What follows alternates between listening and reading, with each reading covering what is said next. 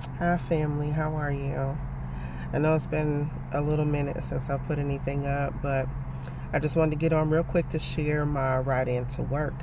So, um, even though I was a little bit behind this morning, I just was driving in, taking I won't say taking my time, but um, my mind was at ease. Normally when you're running behind, you tend to have that anxiousness, like I have to hurry up and get to where I'm going.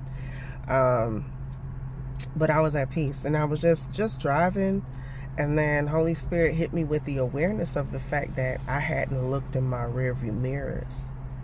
And I was like, because normally I'll constantly check, when there's a lot of people on the road. My father taught me when I was learning how to drive, that you have to drive not just for yourself but for the people around you. So I tend to check my mirrors often, but this morning I noticed that I didn't.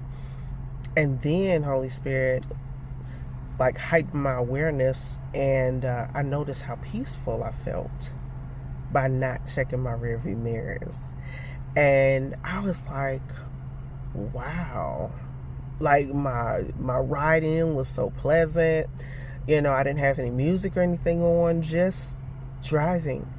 And then he took it a little bit further. He said, normally when you're checking your mirrors, you get frustrated with the drivers around you. You're watching people that are, changing lanes. It's not changing, not using their turn signal, or, you get frustrated with the person that is riding up on you, trying to make you speed up, and then they speed around you, and, you exchange your words, and, or even just, the anxiety of just, people being so rude on the road. And he said, you noticed that when you didn't look in your rearview mirrors, you didn't feel any of that. You were just driving. You didn't see anybody's face being frustrated with you because you're not moving quick enough. You weren't concerned about who was doing the right thing on the road or who wasn't. You were just driving and just enjoying your commute in. And so he was like, same for your rearview mirror in life. You look into that little bitty mirror and you look back at how you didn't handle that conversation as well. You relive the moment in your head. Dang, I should have said this, or I should have did that, or who she thinks she was talking to. You reevaluating what was discussed in the conversation, and how they could have been wrong in their conclusion that they drew, and how you could have explained yourself to get a better understanding between you and the person that you were talking to, or whatever. And this happens not just with recent conversations. This could be a conversation the enemy pulls up to just torture you with from a relationship that's been over for the last 5 years. You could have made that happen different if you said this. No, it went the way it was supposed to go. That conversation is over and done with. You can't do anything about that conversation or how it turned out for that matter. Like, it's done. So, sometimes you just got to open your mouth and say, no, I'm not going down there, that lane, that rear view mirror. You know what I'm saying? And no, I can't do anything about it now. You're not going to torture me with what I could have said or what I should have said. What I said is what I said, and that's it. But just, Holy Spirit just started ministering to me how my rearview mirrors in my life, tend to want to highlight regret, or tend to want to try to make me feel like I'm less than, I'm not going to measure up, or I'm never going to get there. And the truth is that I am going to get there. It may not be where I ideally thought I was supposed to get, but where God ordained for me to be, I'm definitely going to get there. And He's going to help, purge the wrong things and give me right perspective as I go through my different trials and tryings and stuff like that.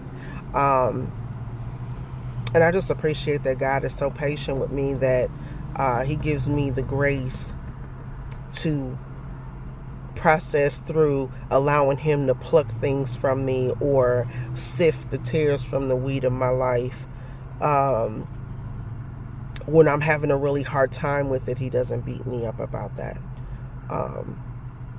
And I'm grateful for that. So just in a lot of the changes that are going on in my life, even at this present time, just trying to accept that even God's path will take you through some tough times. I was reading in Psalms 23. That's kind of really been blessing my life, but I read it in the Passion Translation, and it was talking about how he opens the right path for you and he leads you in his steps of righteousness. And I thought about what righteousness actually means, and it's right standing with God. But walking through his steps of righteousness, Holy Spirit was showing me was, a pruning process, taking things away that can't go with you where you're going. And that's painful. You think about pruning a bush or something, they taking scissors and chainsaws and all of that. I seen I don't know what kind of bush this was, child, but I've seen these landscapers cut this bush like to maybe a foot of the stump from the ground. I was like, that's not pruning. You just butchered that tree. Several weeks later, I saw new branches coming up and leaves and flowers, and I'm just like, this is how you prune this tree. I'm talking about chopped it at the knees, baby. That tree was baby stumps.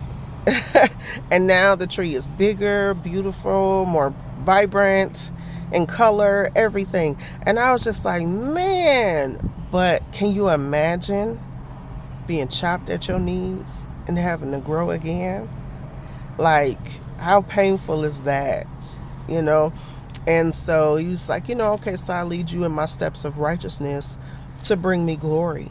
So he takes you through these different trials and stuff, but it's still his path. So it went on to say after that, even when your path takes me through the deepest darkness, King James Version says, yea, though I walk through the valley of the shadow of death. I know I'm like, blah, blah, blah. I'll fear no evil. But the Passion Translation hit a little bit different. It said, even though you may take me through the valleys of deepest darkness, I won't fear because you're there with me. And I'm just like, okay, but the valley of the shadow of deepest darkness, isn't that what a trial feels like? And the verse right before that, he said, I open the right path for you and I lead you in my steps of righteousness. So the right path is going to take you through some deep, dark valleys. And some of those deep, dark valleys may just be God showing you what's in you, what's going on with you. No, not everything is your fault. Some stuff you may have come into agreement with, but rather than putting some blame and beating yourself up about something that's in you, surrender that thing to God and let him work it out of you. It's not about right or wrong in that moment. God reveals to heal. God reveals to remove the things that's not of him. He takes every step, of your life,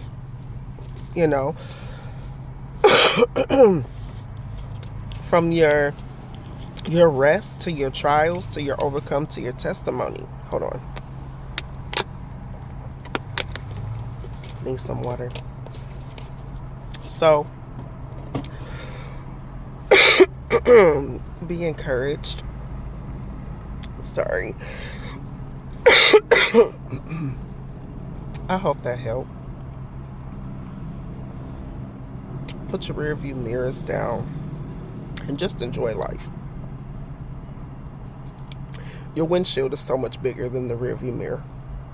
That's because your future is so big, so wide, and so bright. And the rearview mirror is so small. The glory of either two, they're not even comparable. Choose the windshield. Choose the windshield and press forward and just enjoy your life, whatever that is.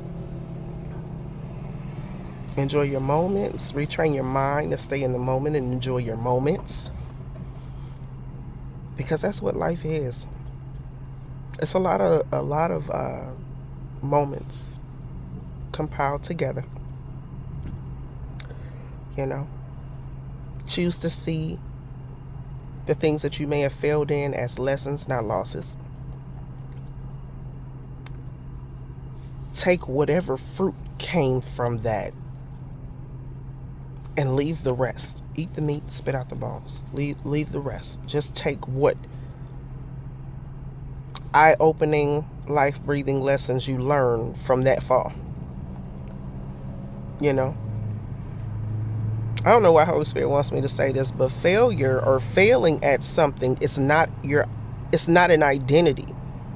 It's something that happens in the process of taking you to the glory, taking you to the success. You learn more in a failure where you miss the mark on something. You learn strategy, insight, things not to do next time, wisdom for next time to prevent, you know what I'm saying, how the enemy may attack you in this area, his tactics that is successful with you, etc. Failure is not an identity. I hear people say, and I hear in my spirit, I'm a failure. I'm a failure. No, you're not a failure. You failed at something, but you're not a failure. You're made in God's image. God can never fail. That's one thing he just cannot do. Okay? So you're not a failure. You missed this thing. You didn't pass this test.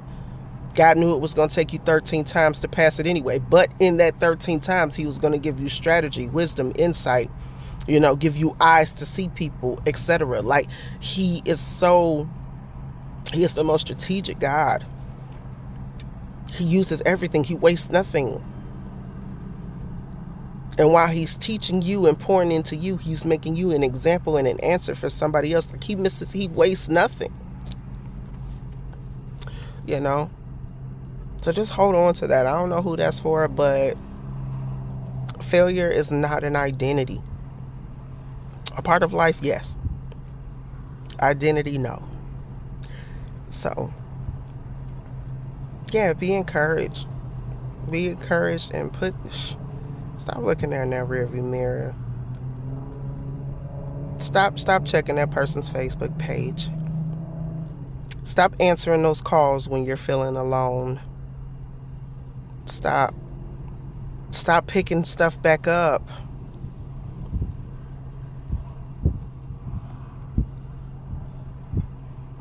No. He doesn't want to just heal the symptoms. He wants to heal you to wholeness. He wants to show you why that root even became a root in the first place in your life, so that you can dig that up and move forward and live in wholeness. And sometimes you got to actually let go of what you thought your life was going to be in order to live in the wholeness that he set in your lot of this life for you.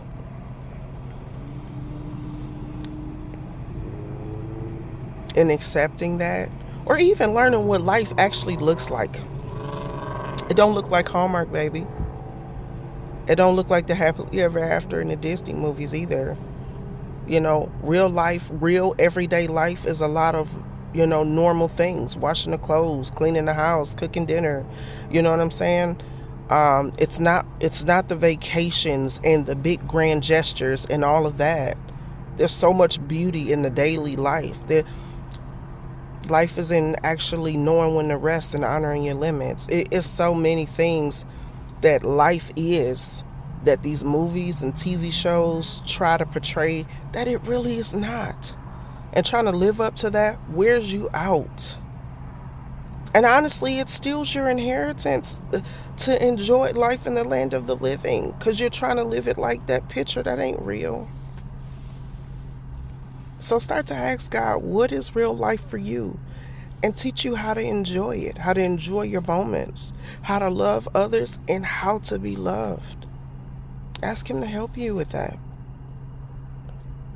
All these rearview mirrors, they minister torture.